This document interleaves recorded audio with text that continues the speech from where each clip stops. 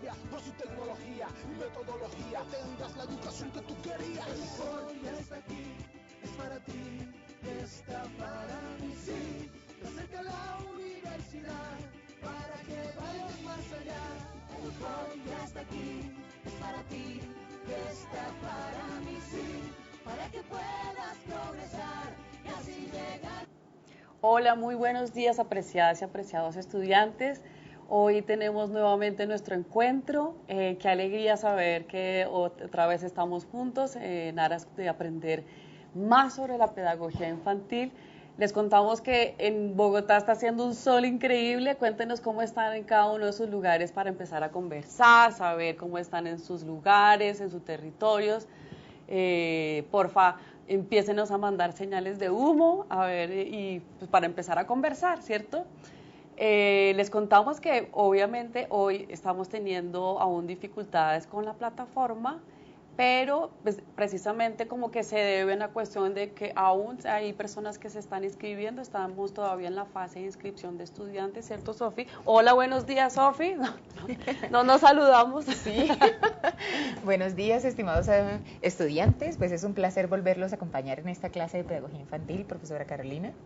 Muchísimas gracias, Sofi. Sofi nos va a estar ayudando con las comunicaciones que ustedes nos envíen. Por favor, empiécenos a mandar saludos desde ya y con eso podemos empezar a interactuar. El día de hoy, precisamente, vamos a hacer una contextualización de la pedagogía infantil. Vamos a ver aspectos como la historia de la pedagogía infantil, cómo se ha visto a lo largo del desarrollo de la humanidad, ¿cierto? ¿Qué ha significado ser un niño a lo largo del tiempo, ¿cierto? En otras culturas, cómo se ha visto la infancia, cómo se ha pensado esa etapa clave en el desarrollo humano.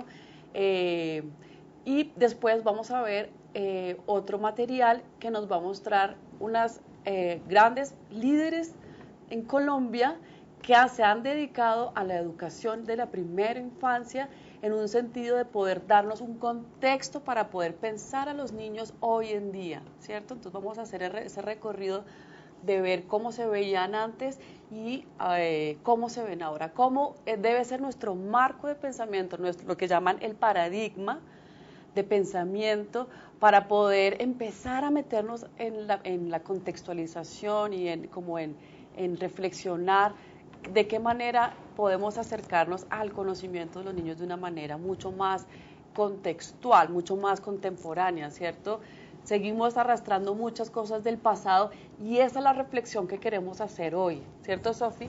Así es, profesora Carolina. De hecho, vamos a tratar de continuar pues esa actividad que tuvimos en la clase anterior, que fue muy dinámica con relación a las participaciones en el foro. Entonces les recordamos que la idea es que estén todo el tiempo dándonos a conocer sus opiniones, sus comentarios, y la profe ya nos va a orientar un poco cuál sería nuestra pregunta en el foro para responderla. ¿Hay algo de comunicaciones, profe Sofi? Sí, en estos momentos ya tenemos a San Vicente del Caguán. Sí. Con Mariana. Mariana, muchísimas gracias por la participación y bienvenida a esta clase. Hola Mariana, qué bien que estás acá con nosotros. ¿Nadie más? Sí, por lo pronto.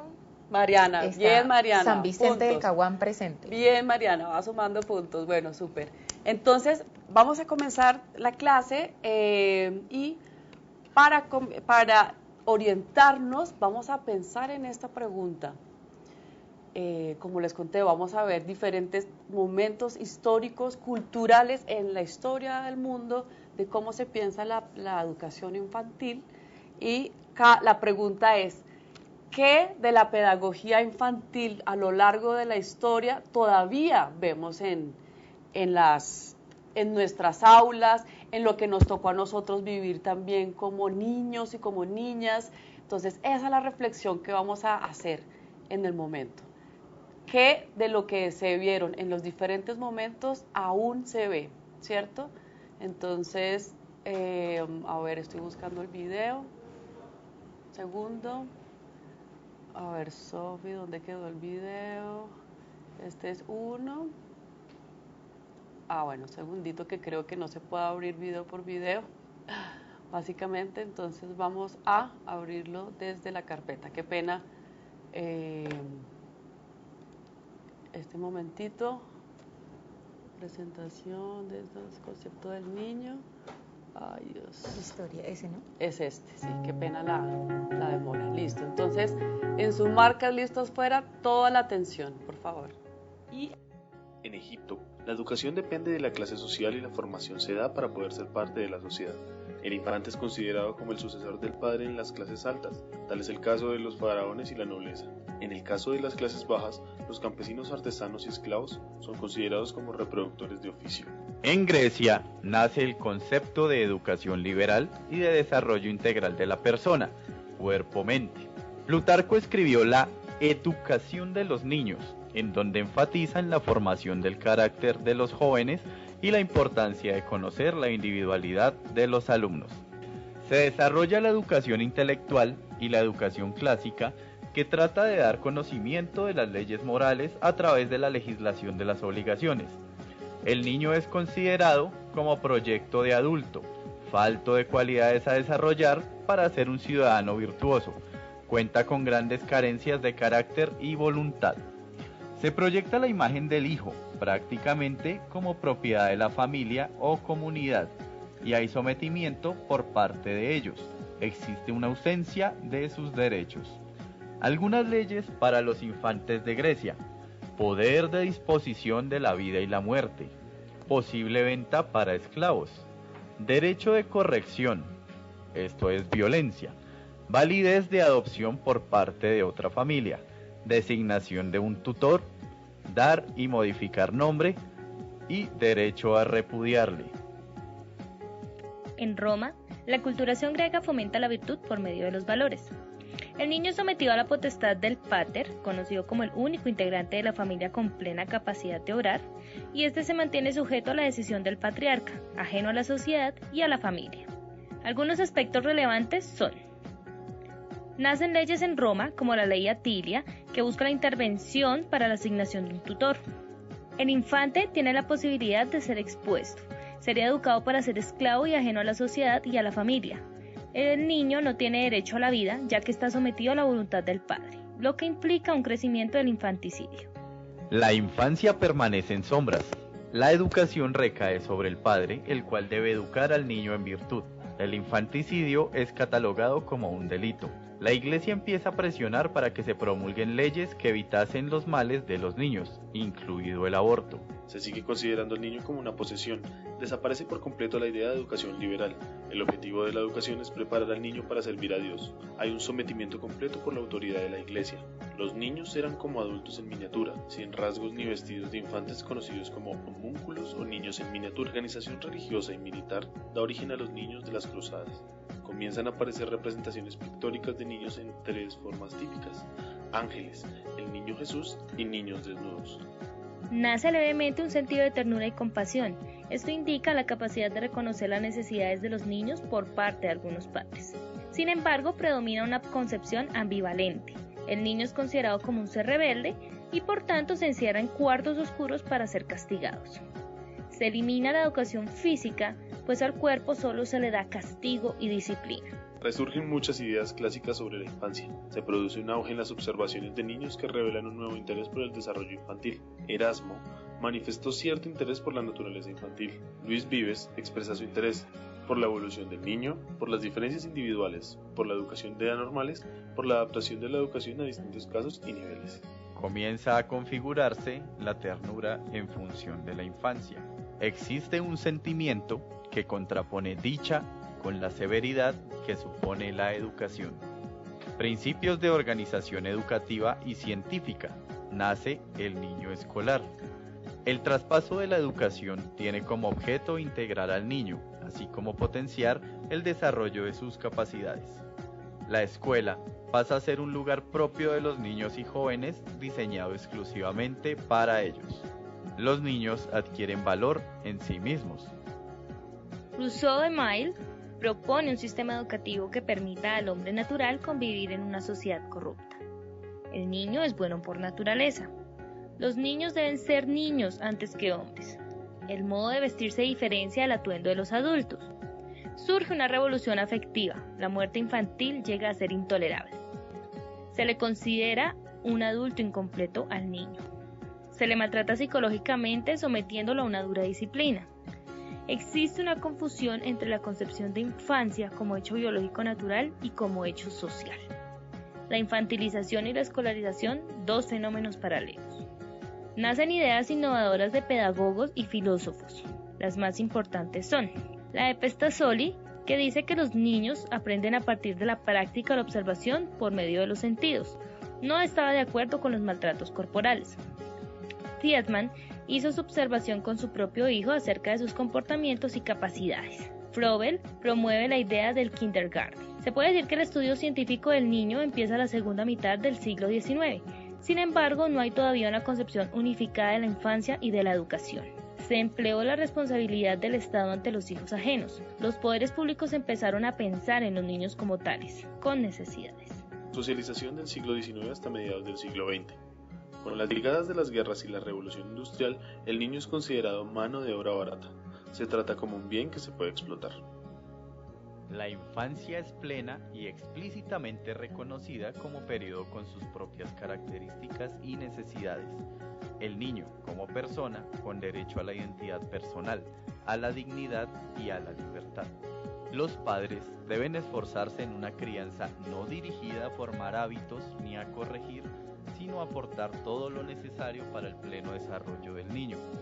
Los aspectos más relevantes en esta edad son la creación del test de inteligencia para evaluar las capacidades cognitivas del niño, el acceso de la mujer a la educación, la creación del UNICEF el 11 de septiembre de 1946, la Declaración de los Derechos del Niño el 20 de noviembre de 1959, la Cumbre Mundial a favor de la Infancia en 1990.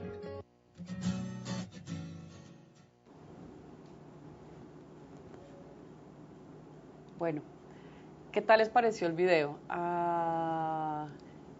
Por favor escriban, la idea era que nos escribieran los comentarios en la medida en que iba pasando el video, ¿cierto? Como para estar activos mentalmente también de poder reflexionar de qué nos hablaba el video y cómo lo vemos en comparación con el momento actual.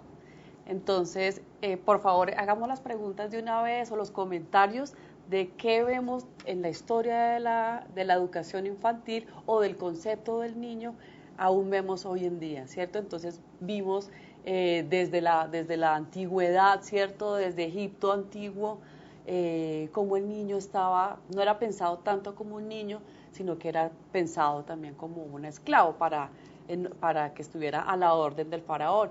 Y esa idea del niño como al servicio de alguien duró por mucho tiempo, como vimos, y eso digamos que se fue evolucionando en la medida en que ya llegó la edad moderna, en que llegó la ciencia y se empezó a pensar al niño como un sujeto de derechos, ¿cierto?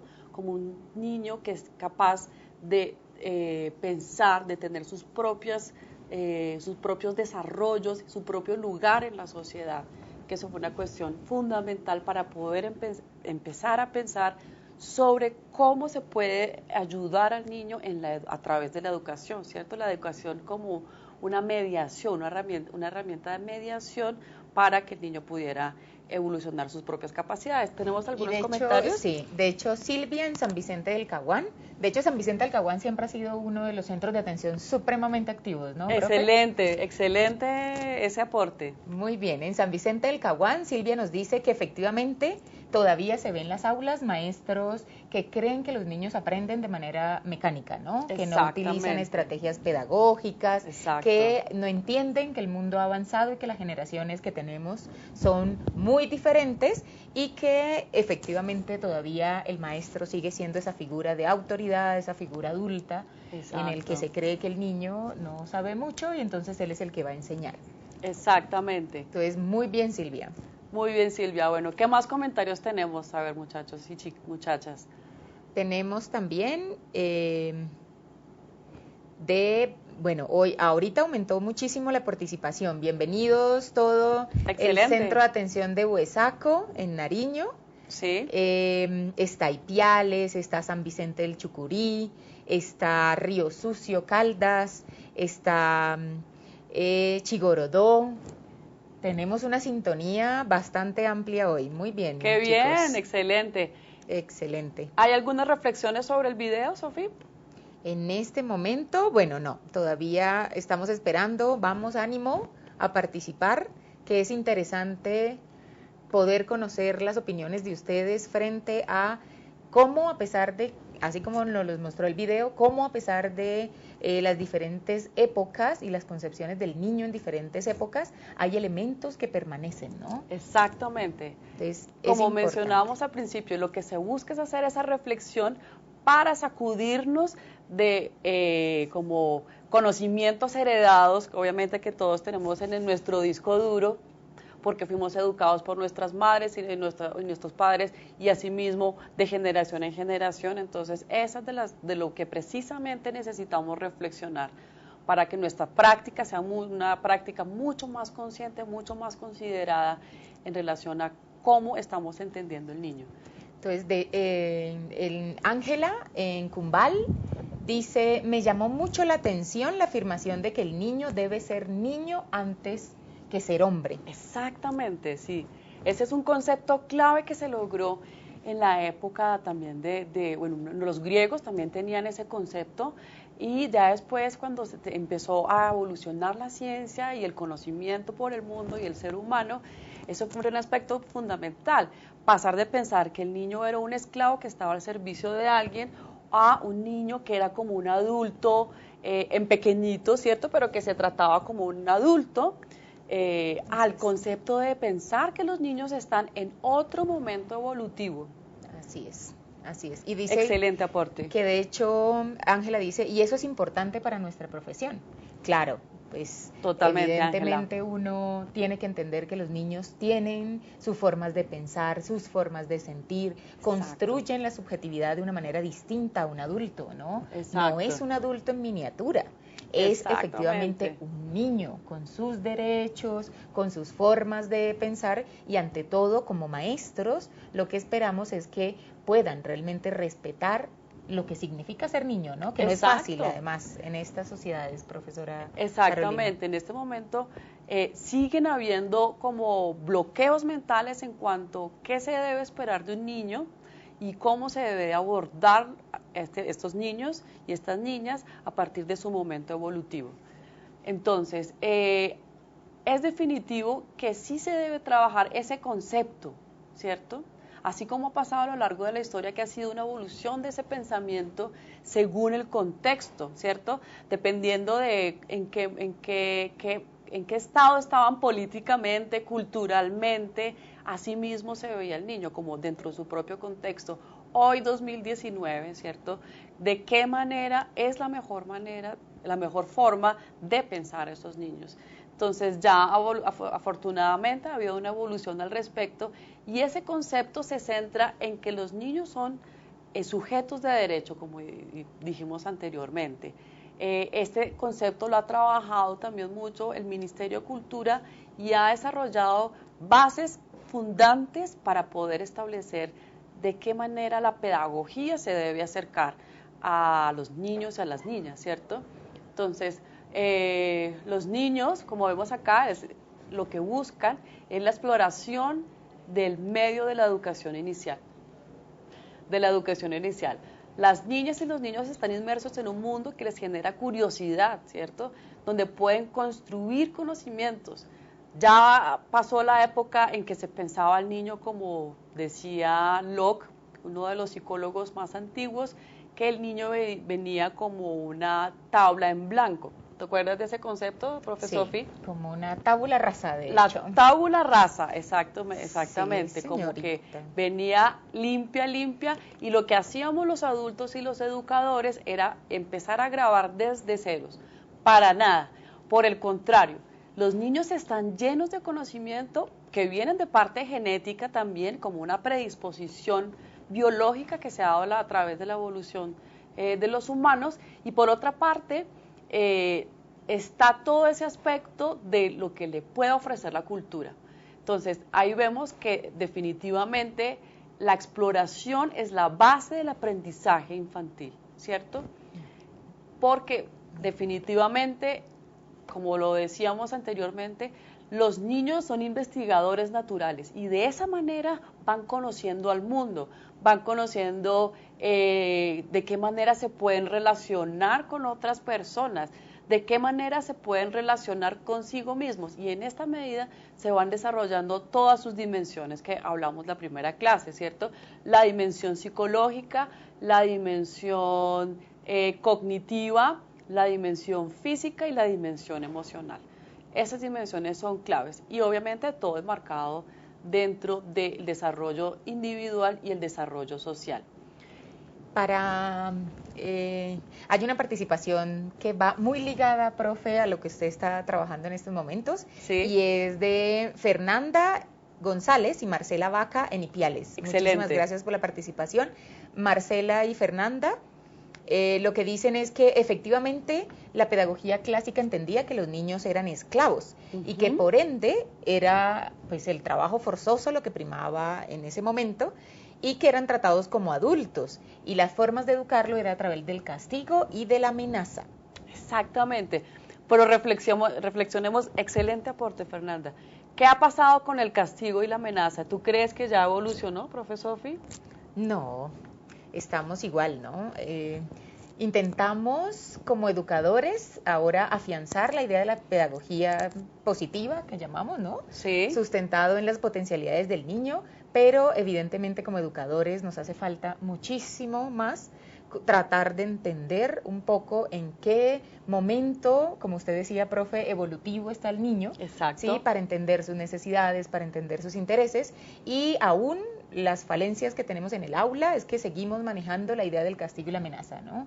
Seguimos Sí, manejando la idea de, evidentemente, si no haces esto va a pasar tal cosa, Sí. y las enunciaciones con esos castigos, ¿no? Entonces, Exacto. efectivamente, en vez de potenciar al niño con sus desarrollos, lo que estamos haciendo es inhibir y cohibir esas iniciativas que tienen nuestros niños en el aula.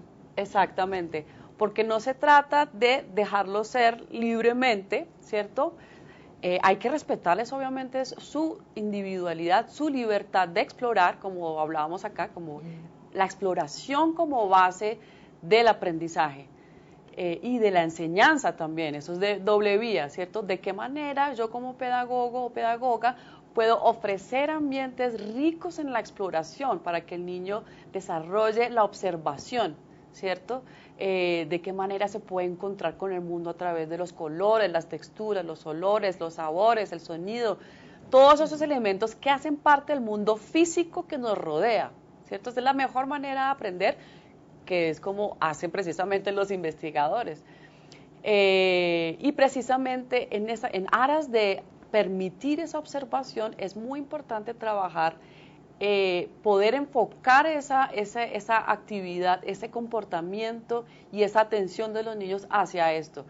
¿Desde dónde? Pues idealmente desde un ambiente positivo, que los refuerza, no que aprendan los niños a través del miedo, profesor, ¿cierto? Sino a través de empoderarlos como sujetos activos y pensantes. Esa parte es fundamental. Y de hecho, en ese sentido, también tenemos una participación de Yasmith. Yasmith, bienvenida. Hola, bienvenida. Yasmith dice, pienso que para llevar a cabo un buen proceso durante la educación debemos efectivamente realizar diferentes estrategias de aprendizaje, ¿no? Por ejemplo, la didáctica, el juego, todo de tal manera que el niño logre una buena enseñanza. Exactamente.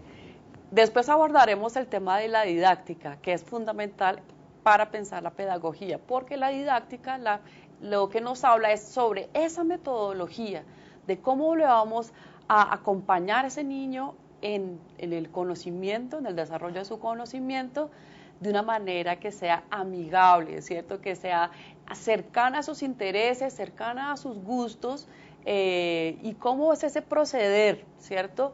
Cómo lo vamos a llevar de una exploración inicial a encuentros, de que básicamente de eso es lo que se trata también, de ser pedagogo o educador.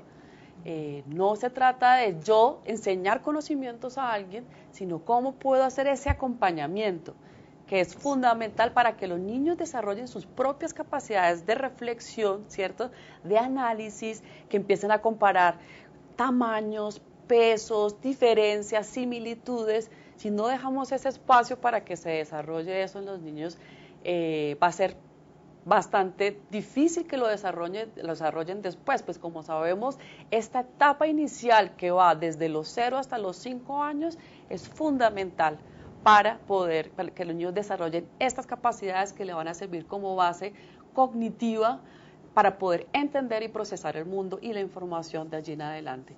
Entonces, hay unos pilares, Sofi, que se tratan del ser y en el hacer de los niños y las niñas dentro de la educación y la pedagogía infantil, ¿cierto? Hay actividades propias del ser humano que son mediadoras del desarrollo. Entonces, ver cómo básicamente se centran en cómo se relacionan los niños entre sí mismos, ¿cierto? Con los adultos y con el mundo, pues de esta manera los niños empiezan a construir un sentido, ¿cierto? De eso también es el aprendizaje. ¿Cuál es el sentido que se empieza a generar? Bueno, es la manera en que los humanos en general, que estamos buscando construir sentido todo el tiempo, de un poco la locura de lo que es vivir, un poco la locura de lo que es el medio, las dificultades y los retos que se nos presentan diariamente, que se presentan desde que nacemos hasta que morimos, ¿cierto? Nunca va a haber un momento en que estemos tranquilos, pero esa manera en que procesamos el mundo es lo que nos da herramientas para poder entender cuál es el orden de las cosas, ¿cierto, Sofi? Definitivamente no es, un sentido de la vida no viene dado, el sentido, digamos, parte lo ofrece el contexto, pero otra parte es el mismo ser, el mismo niño, el que empieza a encontrar ese sentido, y eso es a través de la exploración. Sí, de hecho Luz Nelly, profe, desde Simití, tiene una participación también interesante porque dice, los niños y las niñas van construyendo su propio conocimiento a través de la práctica, de la exploración y de la exposición que tienen con el medio y con el ambiente que les rodea. Exactamente, excelente aporte. Esa es la mejor manera de que el niño se pruebe a sí mismo en la medida en que se va midiendo con el mundo. Hay niños que, pues lo que hablábamos también, que los tienen muy protegidos, sobreprotegidos y como aislados y no los dejan mucho espacio para la exploración. Son niños que van a crecer con muchas inseguridades, profesor, ¿cierto? Es cierto. Yo siento que hay una tarea enorme a nosotros, bueno, y a ustedes tienen también un reto fundamental y no solo a veces es con el niño, sino con los padres. Exacto, en ocasiones se enferman más los padres que el propio niño, ¿no? Ha ocurrido que uno los ve y el papá llega diagnosticando al niño, llega etiquetándolo, llega diciendo es que él es así, y uno como educadores tiene un reto frente a eso, ¿no? Es decir, no nos enseñan a ser papás, pero es importante que como educadores enseñemos muchísimo a los padres y apoyemos también, digamos, no tanto enseñar, sino apoyar esta tarea que significa la crianza y la educación en los hijos también en casa. Entonces, siento que el desarrollo de los niños hay que entenderlo muy bien, porque caemos en demasiadas etiquetas con los niños que no tienen nada que ver con la forma en que ellos están construyendo su mundo. ¿Sí? Exacto. Pues obvio van a ser terremotos, es que si no son terremotos... Somos naturales. Sí, si no son terremotos, no saben que caerse duele, sino que tocar, con lo que usted decía, era muy bonito porque que los niños huelan, que los niños toquen, que los niños sientan, que los niños tengan todas esas experiencias con el mundo, es lo que los hace realmente ir solidificando sus estructuras de pensamiento, abriéndose también a entender que no están solos, sino con los demás. Entonces yo creo que sí, Luz Nelly con esa participación tiene muchísima razón. De acuerdo, Luz a los Nelly. niños hay que dejarlos ser niños. Hay que dejarlos ser niños y hay que desarrollar una manera de acompañarlos. Esa parte es fundamental. Obviamente no hay que dejarlos ser totalmente libres en el sentido de que hay peligros, ¿cierto? Peligros inminentes. Hay que crear esos ambientes en que ellos puedan seguramente, de una manera segura, lo que quiero decir, explorar. Hay otro aspecto que son una condición de la posibilidad de comprender la cultura y poder resignificarla, ¿cierto? Es como lo mismo que hablábamos sobre el sentido, poderle uno mismo desde niños poder entender de qué se trata todo esto, ¿cierto? Por ejemplo, en los carnavales, tantos carnavales que hay en el país, poder entender de qué se trata para los niños, por un ejemplo, esa idiosincrasia, de qué se trata esa identidad que se está revelando ahí, ¿cierto? No simplemente como imponer los contenidos o la información sobre los niños, sino de qué manera los niños la pueden repensar y así en esa medida crear un aprendizaje significativo que tiene que ver con ellos, con su identidad. En esta medida, el juego, el arte, la literatura son aspectos claves que precisamente la política pública de primera infancia se ha encargado de establecer como ejes de trabajo para la pedagogía. De qué manera el juego es un espacio en el que el niño definitivamente aprende en un entorno seguro, ¿cierto? Aprenden aspectos sociales, aprenden aspectos en relación incluso con la física, con la matemática, con el lenguaje, con diferentes aspectos. El arte es un elemento, como una esfera clave en el sentido de que les permite ser creativos a la par que el juego, ¿cierto? Desde una manera sensible, que se pueda untar, que se pueda atravesar como una vía con todo lo que lo rodea, diferentes texturas, olores. Es ese momento de expresión y de conocimiento del mundo a través del contacto y la creatividad. La literatura es un elemento súper importante, también el Ministerio ha estado súper pendiente de esos temas, de cómo la lectura es un aspecto que es la base también del desarrollo del conocimiento de los niños, ¿cierto, profe Sofi? Sí, totalmente fundamental, incluso a la hora de transformar esos contextos sociales, ¿no? La literatura a través del cuento, inventar historias, que Exacto. le fascina tanto también a nuestros niños, en esa invención de historias, cómo logran ellos tener ese sentido de trascendencia hacia el contexto, ¿no? Sí, importantísimo. Pensemos, por ejemplo, en Bogotá, por ejemplo, toda esa situación con el Bronx, pensemos en los hijos de esas personas, los habitantes de calle, las trabajadoras sexuales que nacen en esos contextos tan fuertes, ¿no? Exacto. Como el cuento, las historias que ellos puedan imaginar, fantasear sobre formas de cuidar su cuerpo, sobre la autoconfianza, la seguridad en sí mismo, pueden garantizarles una infancia feliz, ¿no? Sí, una infancia, con mucho bienestar. Exactamente, una infancia tranquila y segura, que es la base del aprendizaje, ¿cierto? Y esto nos remite al siguiente tema de cómo este tipo de elementos son aspectos que nos permite explorar diferentes lenguajes. Acordémonos que los humanos no solamente tenemos un solo lenguaje, que es el lenguaje verbal, sino que también tenemos el lenguaje no verbal, el lenguaje también simbólico, diferentes formas de lenguaje. Entonces, esto lo que nos permite es desarrollar formas de comunicación, ¿cierto? De qué manera entendemos la comunicación que nos están enviando desde afuera, nuestros padres, nuestros amigos, todas las personas que hacen parte de la sociedad, y cómo eso nosotros también, desde niños, podemos desarrollar nuestra expresión, podemos desarrollar una comunicación que nos permita la interacción, ¿cierto? Una interacción asertiva, una que nos permite también construir significados. ¿Eso qué quiere decir? Construir significados, poder entender, ¿cierto? Básicamente, esto significa esto. Bueno, el Carnaval de Barranquilla es importante precisamente por lo que hablábamos, porque hace parte de nuestra identidad, ¿cierto? Y otro aspecto fundamental que tú mencionabas, profe Sofi, que es la posibilidad de transformación del mundo, ¿cierto? Desde niños tenemos ese impulso de crear mundos posibles y hay que permitirlo total y absolutamente. Y lo importante de ahí, profe Sofi, es poder permitir como educadores que eso siga sucediendo a lo largo del desarrollo del ser humano, porque muchas veces nos coartan, ¿cierto? En el sentido de que, bueno, ya tiene que empezar a pensar mucho más realista, pero ¿qué pasaría del mundo si no hubiera esas personas que se atreven a pensar de qué manera se puede transformar ese mundo? Así es. De hecho, las innovaciones están en eso, ¿no? Totalmente. Las transformaciones están en eso. No se trata de empezar de cero, sino cómo a partir de lo dado tenemos esa chispa para entender una idea más allá de lo que está presente, ¿no? Exactamente.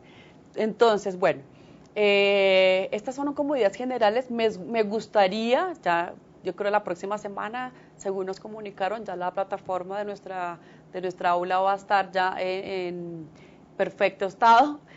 Me gustaría subirles un video que habla precisamente, porque aquí no tenemos mucho tiempo, que habla sobre esas personas, esas mujeres que le han apostado a la educación infantil, a conceptualizar al niño de una manera mucho más proactiva, no pasiva, precisamente, para poder establecer como un marco general para que tanto ustedes como nosotros estemos en la misma página, como se dice, ¿cierto? Hablemos el mismo lenguaje cuando digamos niños y niñas y educación infantil. Entonces, vamos a finalizar con una actividad de Kahoot. No sé si ustedes hayan hecho estas prácticas, pero bueno, por iniciar, como no les podemos pasar el link en el momento, vamos a reproducirlo desde acá y cada uno y cada una va a responder en la medida en que vamos sacando las preguntas. ¿Les parece? Obviamente esto tiene como un límite de tiempo. Entonces, vamos a sacarlo lo más rápido posible a partir de todo lo que hemos hablado, ¿cierto? Entonces, bueno, profesor, vamos a empezar. Ustedes en sus casas o en los centros donde están deben escribir apenas salga la pregunta, ¿listo? Participación total, 100%. Vamos a hacer esto, o sea, este chat se va a reventar de las respuestas. Entonces, Team Mode. ¿Qué es la infancia? Clásico. Entonces vamos a hacerlo clásico. Ay, Dios. ¿Qué es la infancia? Espérate que start. ¿Por qué no me deja empezar? Kahoot, no hay jugadores. Bueno, no importa. Vamos a ver si nos empiezan a salir por las preguntas. Espérate a ver, Sofía. Bueno, creo que las preguntas está como, no nos van a dejar empezar así nomás, sino que ustedes se deberían vincular. Vamos a nosotros a hacer las preguntas directamente, ¿les parece? Entonces, la primera pregunta es, ¿qué es la infancia? A la 1, a las 2 y a las 3.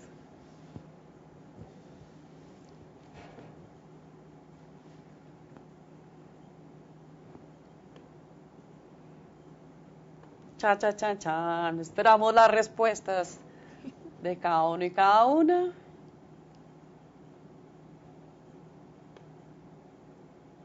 ¿Algo, Sofi? ¿Señales de humo? No, todavía no. Están tímidos. ¿Están tímidos? Bueno, vamos a ver. El primero que conteste en el foro será el ganador. Sí. Y a propósito de eso, vamos a empezar a trabajar con incentivos de participación, ¿cierto? Incentivos también para llegar a tiempo. Sé que a veces es difícil conectarse a la hora en punto, pero sí es importante hacerlo porque el tiempo es muy, muy corto. Entonces, las personas que más participen y las personas que lleguen más a tiempo van a tener un punto extra en los quizzes. Entonces, esto va a ser beneficio para lado y lado. Entonces, creemos que esto puede funcionar. ¿Algo? No. Profe, ¿qué nos pasó? ¿Qué nos chicos pasó? Y chicas? ¿Qué nos pasó? No. Creo que bueno. Pues nada, agradecerles, profe, Sí. yo creo, porque Ya se nos está acabando el tiempo. ya se nos está acabando el tiempo, estamos... Ya estamos cerrando, desafortunadamente. Entonces, esta pregunta les va a quedar para reflexión para ustedes durante toda la semana. Es fundamental hacer esta reflexión para uno empezar a, como dijimos, sacudirse de las herencias que han venido de la historia, que han tenido su momento, pero que ya estamos en otro contexto. Entonces, clave, reflexión, ¿qué es la infancia? ¿Qué es realmente la infancia? ¿Cómo podemos pensar a la infancia? ¿Cómo podemos pensar a ese niño? Para esta pregunta, les voy a pasar también el video que habla sobre, les puede dar un contexto para poder pensarlo de una manera mucho más contextual a la hora y de esta manera pues ustedes podrán participar con más fundamentos. Si en el momento no se sienten muy seguros de qué se trata, que creen que los vamos a corchar o los vamos los vamos a hacer pasar un mal momento, no se preocupen, eso no va a pasar. Estamos todos en este camino de desarrollar el conocimiento. Entonces, sí es importante lanzarse. Bueno, ¿Nada escribió nada?